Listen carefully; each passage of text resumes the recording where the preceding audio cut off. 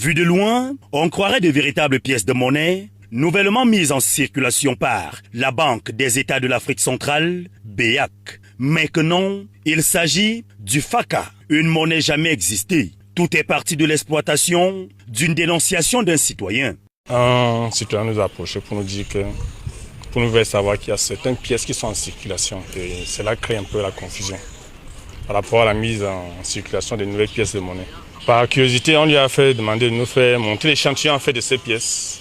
Il nous a fait sortir une pièce de 150 FACA qui est confondue avec la pièce de 200 francs CFA en circulation. On a rendu compte à la hiérarchie qui nous a demandé de mener des investigations assez approfondies pour connaître la provenance de ces pièces. Instruction reçue de la haute hiérarchie, les éléments de l'état-major de la compagnie de gendarmerie de Yaoundé 1er se déploient aussitôt. On a monté une opération coup de poing qui nous a permis de saisir une certaine quantité de FACA.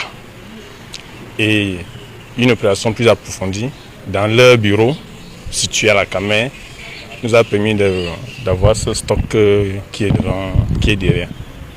Et à l'issue, le promoteur a été interpellé puisque nous l'avons trouvé sur place.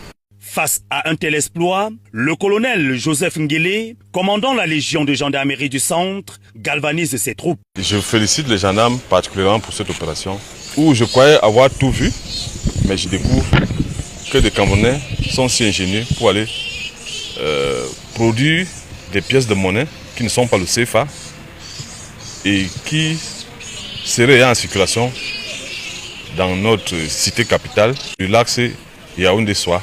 La circulation de ces fausses pièces de monnaie n'est pas sans conséquences.